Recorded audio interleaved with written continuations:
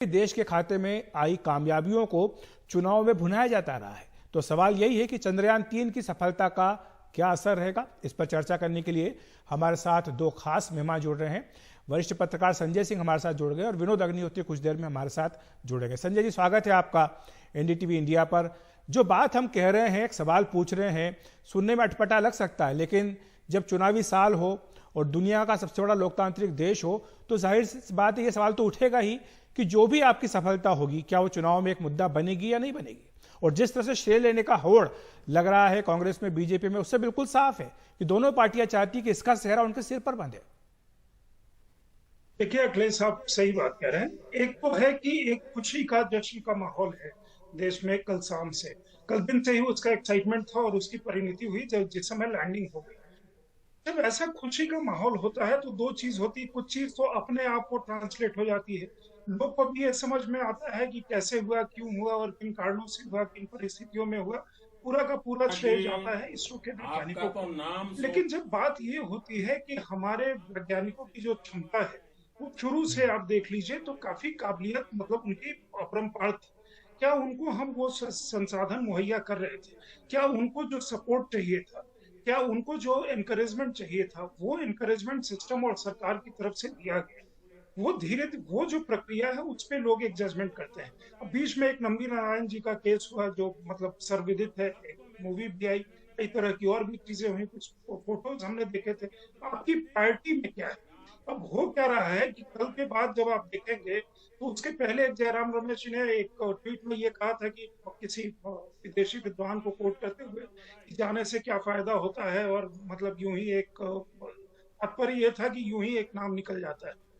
कल के बाद जो सारा श्रेय देने की जवाहरलाल नेहरू की कोशिश की जा रही है कांग्रेस की तरफ से, जैसे विश्व योगा डे पे जब यूएन ने डिक्लेयर किया, पीएम मोदी वहां जाकर के कहे थे, तो एक कोशिश ये थी। आप हर साल वर्ल्ड योगा डे पे देखेंगे कि कांग्रेस जवाहरलाल नेहरू का वो तस्वीर लगा देती है और कहती है कि इन्हीं के माध्यम से। जी, आज भी देखिए, सब लोग उसकी तारीफ करें, उनको इसरो को चिट्ठी लिखें या जा करके कर्नाटक के मुख्यमंत्री या कांग्रेस की जो पूर्व अध्यक्षा हैं, चेयरपर्सन हैं, वो अगर कहें बधाई तक ठीक है। लेकिन जब आप उसमें चले जाते हैं कि नेहरू जी और आज के कार्यकाल के बारे में आप चर्चा ही नहीं करते हैं, तो लोग अपने आप उस बात का जजमेंट करते हैं। उसमें किसी बिल्कुल। को संजय जी, हमारे आइडिया साथ सब्सट्रैक्ट करने की जरूरत है। हमारे साथ विनोद अग्निहोत्री जी भी जुड़ गए हैं। विनोद जी, स्वागत है आपका एनडीटीवी इंडिया पर। जो बात संजय जी कह रहे हैं कि जब आप पंडित नेहरू तक चले जाते हैं, कहते हैं कि उन्हीं की नीतियों के चलते आज भारत को सफलता हासिल हुई, तो आज की जो सरकार है उसके बारे में आप क्यों नहीं बोलते? ये सवाल कांग्रेस पार्टी से पूछा जा रहा है, बीजेपी की ओर से। साथ ही ये भी पूछा जा रहा है कि जिस तरह से चंद्रयान 2 के बाद ये खबरें आई कि चंद्रयान 3 के लिए जो है वो तमाम जो चंद्रयान का मिशन जो था उसके लिए कई रास्ते में रोड़े अटकाने का प्रयास किया गया चंद्रयान 1 के बाद, तो उससे ये भी एक बात गई है, बीजेपी की ओर से साबित करने की कोशिश की गई कि ये जो प्रयास होने चाहिए थे, जो एनकरेजमेंट मिलना चाहिए था, वो नहीं मिला। और जिस तरह से कल दिग्विजय सिंह जी का बयान आया जिसमें वो ये कह रहे हैं कि कई महीनों से इसरो के वैज्ञानिकों को तनख्वाह नहीं मिली, जबकि हकीकत ये है कि हर महीने तनख्वाहें मिल रही हैं, तो क्या राजनीतिकरण भी करने का प्रयास किया जा रहा है इसका? देखिए, ऐसा है कि ये सारे जो कार्यक्रम हैं हमारे विज्ञान के, ये निरंतरता में चलते हैं और निश्चित रूप से हम इसरो की स्थापना का श्रेय नेहरू जी को देते हैं। आर्यभट्ट और भास्कर की लॉन्चिंग का श्रेय हम इंदिरा जी को देते हैं। परमाणु विस्फोट का श्रेय अटल बिहारी वाजपेयी और इंदिरा गांधी को देते हैं। इसी तरह आज अगर चंद्रयान 3 सफल लैंड हुआ है तो नरेंद्र मोदी जी का योगदान भी है उसमें।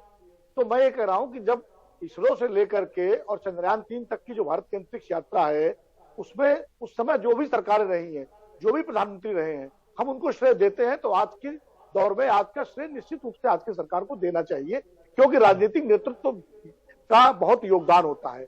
मेहनत, श्रम, तपस्या, साधना वैज्ञानिकों की है और उसका उत्साहवर्धन और उसके लिए साधन संसाधन जुटाना राजनीतिक नेतृत्व की जिम्मेदारी है।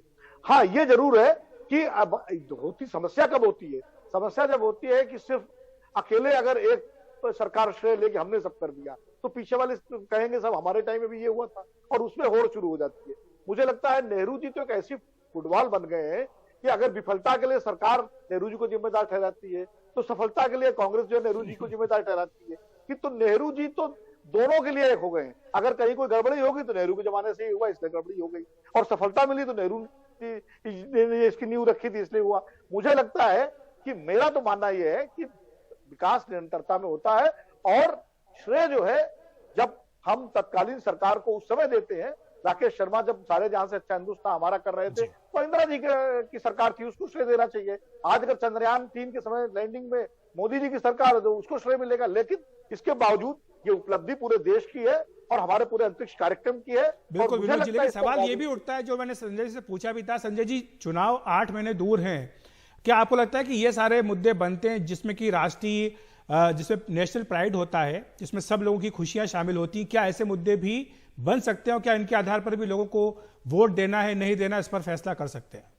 देखिए, देश का जो अचीवमेंट है तो तत्कालीन सरकार तो उसको हाईलाइट करेगी और ये एक टॉकिंग पॉइंट बनेगा। जैसे कल देखिए, जो विपक्षी गठबंधन है उसके एक बहुत महत्वपूर्ण बड़े नेता हैं नीतीश कुमार।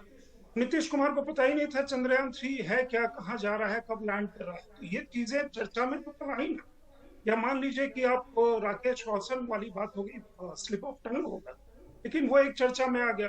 अब राजस्थान के एक मंत्री कह रहे हैं कि वो जितने यात्री गए हैं सब सकुशल पहुंच जाए, तो चीजें भी चर्चा में आ गई। तो इस तरह का जो सिचुएशन होगा उसका हादसे का ही पुट भलेगी, लेकिन विनोद जी हंस रहे हैं, उसका चर्चा में वो विषय आएगा। और वो जब चर्चा में आता है तो कई बार मंच से जो चीज नहीं कही जाती है उससे ज्यादा लोगों के बीच में वो चर्चा में आता है। तो इस तरह का जो प्रतिकार होगा या बाकी चीजें होंगी, क्योंकि आप प्रणब 24 की बात कर रहे थे, तो इसकी छीटाकशी है, इसकी बातचीत तो अभी से शुरू होगी। एक जश्न का माहौल। अगर आप देखिए, वर्ल्ड कप जब जीता था इंडिया लास्ट टाइम, तो उस समय सोनिया गांधी लेकर के रात में अपने गाड़ी से निकली थी, कितना शोर मचा था, है ना, कि सोनिया जी निकली वो गाड़ी से, वो राहुल जी आईटीओ पर उनकी तस्वीरें बहुत वायरल हुई थी तब सोशल मीडिया पर। बिल्कुल बिल्कुल बिल्कुल। इसलिए मान लीजिए कि कल मोदी ने, उन्होंने मानवता के लिए कहा, विश्व के लिए उसका वो कहा, साथ में ग्लोबल साउथ की बात करी। तो उन्होंने सिर्फ वो जो श्रेय है सिर्फ अपनी सरकार के बारे में तो कहा नहीं, वो स्वाभाविक तौर पे वो चीज थी, लेकिन जो दायरा उन्होंने बढ़ा दिया तो उसका टॉकिंग पॉइंट बढ़ जाता। बिल्कुल विनोद जी, लेकिन चाहे जैसे शत्रु से आप युद्ध करते हैं उसमें जीत मिलती है, तो जाहिर सी बात है कि जो सरकार होती है वो कहती है कि देखिए देश को जीत मिली है, उसमें उसकी भी भूमिका है। तो कोई भी देश को बड़ी उपलब्धि मिले, उसमें जो भी मौजूदा सरकार रहती है वो तो उसको एक मुद्दा बनाती है। तो शायद यही कारण है कि कांग्रेस भी पीछे नहीं रहना चाहती है। वो चाहे सोनिया जी का पत्र हो इसरो प्रमुख को, या आज कर्नाटक के मुख्यमंत्री का वहां इसरो मुख्यालय में जाना, ये सारी बातें भी दिखाती है कि कांग्रेस को लगता है कि कहीं बाजी हाथ से ना निकल जाए। नहीं, स्वाभाविक है। देखिए अखिलेश जी, 1971 की लड़ाई भारत ने जीती, जाहिर लड़ाई सेना ने जीती थी, लेकिन श्रेय प्रधानमंत्री तत्कालीन इंदिरा गांधी को, फील्ड मार्शल जनरल मानेकशॉ को दिया जाता है। तो इसी तरह जो भी कारगिल की लड़ाई है भारत हमने जीती तो अटल जी को श्रेय जाता है, उसका फायदा मिला। और ये सर्जिकल स्ट्राइक हुई तो उसका मोदी जी को उसका लाभ मिला, उसका फायदा श्रेय गया।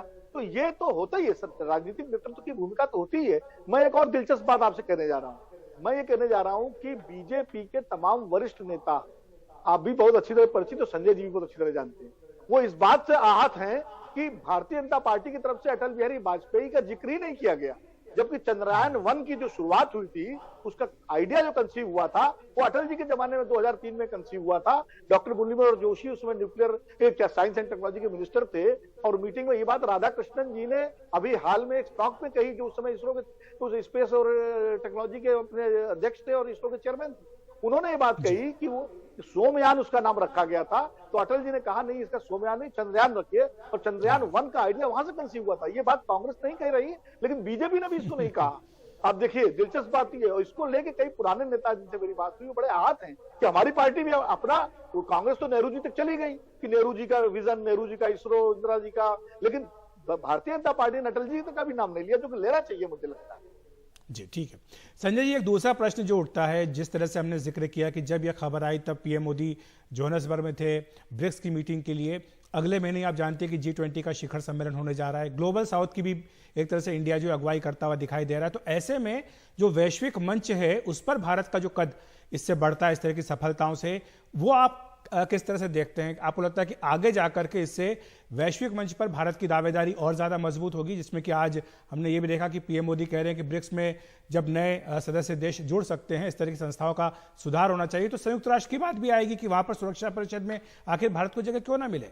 एक ऐसा देश जो चौथा देश है दुनिया का जिसने कि सफलतापूर्वक वहां पर चांद पर अपना यान उतारा है और दक्षिणी ध्रुव में उतारा है, जहां पर कि अभी तक कोई नहीं गया।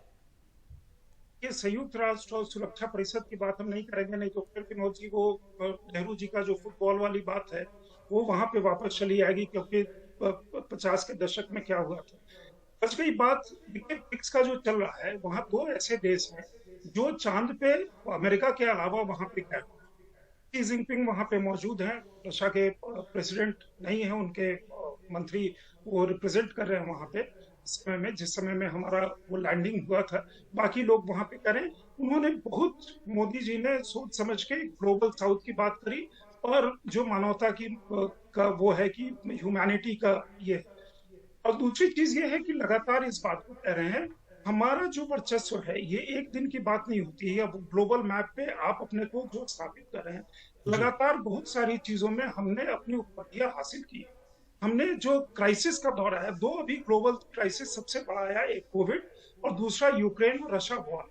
इन दोनों में हमने अपना जो संतुलन बनाया और दुनिया को ये भी बता दिया, क्योंकि अभी तक यूरोप, मतलब जो जयशंकर कहते हैं उस बात से मैं पूरी तरह सहमत हूँ कि यूरोप जो है अपना प्रॉब्लम जो है और दुनिया भर को नसीहत देता है, we stood on our ground, हम अपनी जमीन पे बराबर मजबूती से खड़े रहे।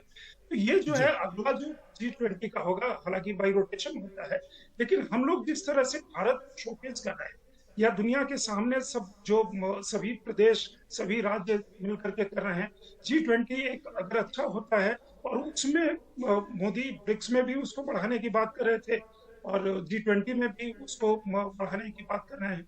तो ये जो है एक प्रेजेंस है, बहुत सारी जी चीजों को जी मिला संजय जी। करके। अब जैसे चंद्रयान पे बस 10 सेकंड, अब एनवाईटी का एक कार्टून, काफी मतलब पुराना कार्टून फिर से वो काफी चला था, हाँ जिसमें बिल्कुल। भारत के बारे में क्या कहा गया था। ये चीजें हैं कि परिस्थितियां कैसे बदलती हैं, देश कैसे बदलता है, वो चीज मतलब आज वो लोग मतलब cut down to sorry figure है। बीबीसी का भी बिल्कुल एक यही यही क्लिप कारण चल है कि रहा था। बीजेपी ने भी आज जो वीडियो जारी किया है उसमें पीएम मोदी को प्रमुखता से दिखाया है। कल भी बीजेपी अध्यक्ष जेपी नड्डा ने जो बधाई दी थी वैज्ञानिकों को, उन्होंने ये भी कहा था कि पीएम मोदी की अगुवाई के कारण भी ये संभव हो पाया। बहुत बहुत शुक्रिया आपका संजय जी और विनोद जी हमारे साथ जुड़ने के लिए, विस्तार से समझाने के लिए कि जो चंद्रयान-3 की सफलता है उसका आने वाले चुनाव पर क्या असर पड़ सकता है, किस तरह से राजनीतिक दल इसका श्रेय लेने में पीछे नहीं रहना चाहिए।